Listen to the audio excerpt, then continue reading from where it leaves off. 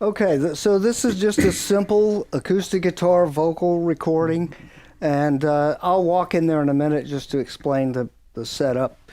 But yeah, I mean, typically for this kind of thing, you would have a mic on the guitar and a mic on the vocal. I like to do the guitar in stereo to kind of spread it out from the center, have the vocal in the center and the guitar with a nice stereo spread. And this particular miking setup has always worked pretty well for me. I mean, I use it whether there's a vocal or not.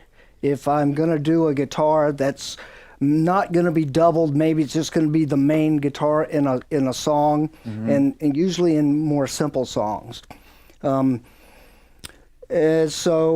we have a pair of AKGs out there. Got a pair of 414s on the guitar and a single 414 on the vocal. And first I want to walk out there and explain a little bit about the setup, and then we'll come back in here and explain the chain that I'm going through to get to Pro Tools. So, cool, go ahead, I'll stay here. So Jose, I'm going to come out there and just explain a little bit about the setup, okay?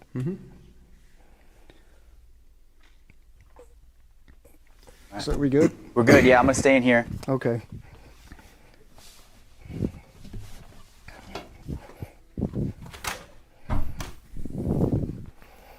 So hopefully they can hear me. They should, because your mics are open. Okay, so I've got the vocal mic a little off to the side just to make it more comfortable for him. Yeah. And as you can see, these two mics, I'm using a spaced pair. And the thing I like about this setup is that this mic is where I would normally position a single microphone. So if I decide something about the stereo thing maybe doesn't work, or I'd rather just do it in mono, I can always use this mic, and it's essentially where I would place a mono mic anyway. But in this case, I've put this mic here and this mic over on this side to pick up this part of the guitar, and I pan them hard left and right. And it's kind of critical once you get the sound that the guitar player doesn't move, because if he tilts his guitar slightly one way or the other, it's going to throw the stereo balance off. Right. This is, all three of these mics are in cardioid mode, and there's no pads or no filters on anything. It's just straight. I'm EQing a little bit on the console, which I'll explain when I get back in there. Cool. It's kind of like, I don't know what the inches is, but it's like a fist in a thumb, maybe a little bit more. It's pretty close. And usually you have to mess around with them back and forth a little bit to try to get the image to be right. But anyway, that's pretty much it. So I'll go back in. All right.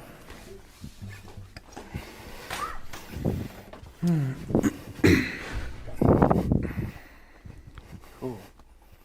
Which vocal mic did you say we were using? It's the same as the guitar mics. Okay. It's 414, AKG 414. Cool. Okay, so as far as the chain, the vocal mic has a little bit of EQ, just some top end, and I'm rolling off a little bit at the bottom, like around 50. And it's going, in this case, I didn't use inserts because sometimes I prefer to not use those, and I come directly out of the vocal channel into a compressor. In this case, it's the retro tube compressor. Then I come out of the retro into Pro Tools. So my final output going to Pro Tools would be the output of the compressor. With the guitar, I'm doing the same basic chain. I'm going from the direct outputs of the two guitar channels into a Manley tube compressor, and then that feeds Pro Tools directly. So on this side of the board, my mic inputs are coming up. I'm not actually hearing anything monitor-wise on this side of the board. Then it goes to Pro Tools, and the outputs come back on this side where I'm actually monitoring. So I have the guitar, pan hard left and right, and the vocal in the middle. And then I have a little bit of reverb in Pro Tools, and that comes up on two separate faders. And I'm sending each one of these, in fact here, Need to change that a little bit. I'm sending each one of these to stereo headphone mix. And Jose, you hear yourself okay? Yes. Okay. It sounded pretty good. I'm just adding a little bit of verb into your phones, okay? Lovely. Okay, because I don't believe you were getting it before. No. Okay.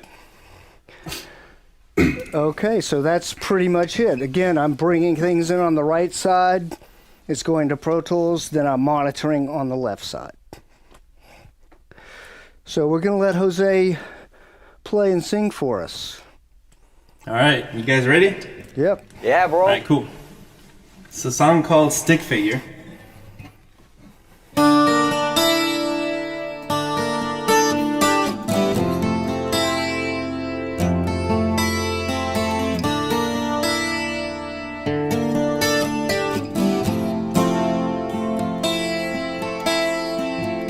Stick figure standing in the wall. Who do you think you are? Oh, stick figure, where do you think you are going? Do I look the same for somebody else out there? I'm a stick figure standing on their wall. Ooh, I guess I feel the same. Oh, I don't seem to change.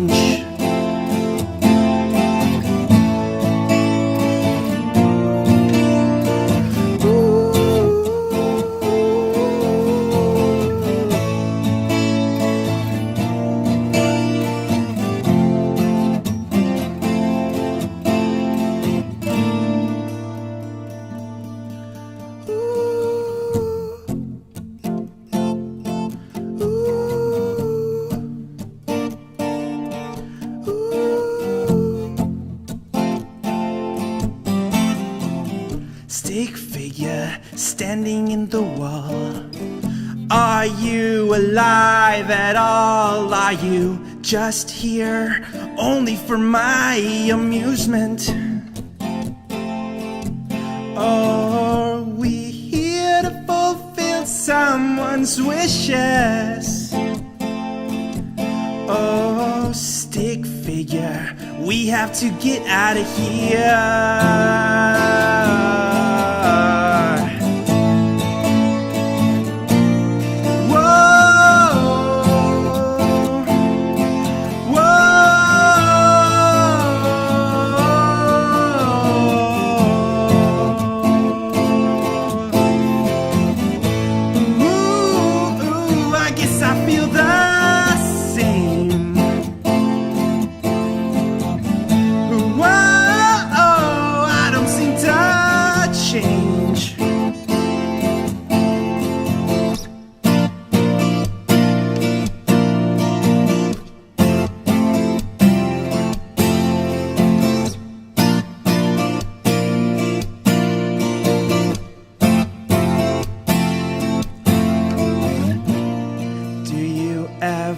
Cross the line? Does it ever make you feel fine? Do you ever cross the line? Does it ever make you feel fine? Do you ever cross the line? Does it ever make you feel fine? Do you ever cross the line? Does it ever make you feel? All All right. Cool. Come on in. Yeah, I'm good with that. Sound good over there? Yeah, it's cool. All right. Okay, so anyway, depending on the whole point of this little exercise is to just give you something to use as a guideline for doing an acoustic guitar and vocal at the same time. And depending on the room you're in, this could all change. But that spread between the mics is generally a good one. It's as opposed to just having a stereo close, like a coincident pair right in front of the guitar, which would put the guitar kind of in the middle of the image. This way, the guitar is kind of spread out on the sides, and the vocal is in the center. A variation of this might be having a direct, I've done this as well, a direct line from a good direct guitar pickup, and have that in the center. So you get this wide image with some of the other one mixed into the middle. But I think you can come in, Jose. Okay. But anyway, that's that. Awesome. Any questions? Any more questions? No, there hasn't been any questions on the chat here. Actually, we do have one. Let me read it aloud to you. How easy is it to use? So, how easy is it to use plug-in reverbs when mixing in an analog environment with a board like this? Well, I'm actually using plug-in reverbs right now. Cool. Do you still use the synths on the console or the synths from Pro Tools? In this case, I'm using, right now, the reverb you're hearing is internally in Pro Tools. So I'm using the typical bussing situation inside Pro Tools to get to that reverb. Okay. But if I wasn't doing that, if I wasn't getting reverb in Pro Tools, I would just simply use aux send 1 and send to that same reverb that I was doing before, which was over here. Okay. In fact, that's... So nowadays, these consoles are pretty integrated with the digital workflow as well. Yeah, in like in this case, I've got the reverb from Pro Tools coming up on 2 separate channels, so I can control, basically, so that's while the guy's tracking, I can control what I hear versus what he hears, and I can have him hear more or less reverb than what I want to hear. If I was only coming out of 2 channels from Pro Tools with everything, he would hear my mix. This way we can have 2 different mixes if we want to. Which is important. Yeah. A lot of times I want to hear it less loud in here than you want to hear it in your headphones. So yeah, it's just a matter of how you route things. But yeah, it's pretty easy to bring it up dry on the board and send to an outboard reverb if you have a good one. I mean, these days some of the plugins are really good. So Yeah. I've gotten where I tend to use the reverbs and the delays inside Pro Tools. We have another question here. It's more of a taste question. Do you like to record the EQ, or do you like Yes. Cool. Yes. I always record the EQ and compression. Cool. And then I EQ and compress again later. But yes, most of the time people ask if you like to record the compression. But again, the answer is yes. So I like to get the sound the way I want to hear it, as close as I can on the tracking, and then maybe add to it later. Yeah, it makes less work later, more fun in the mix. Yeah, and that really comes back to my beginnings of being with analog tape and stuff. That, you know, if you did a tracking session and you didn't record the EQ you wanted, when you came back to do overdubs, you'd have to recreate the whole sound again.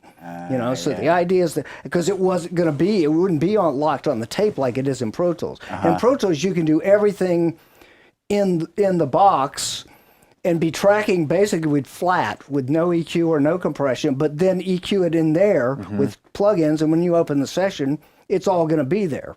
But in the old days, you couldn't do it that way. So I always learned to track with EQ and with compression. You're kind of forced to make decisions. You were forced to. And even in some cases, like with guitars, you would track with effects and delays and all that stuff. Sweet.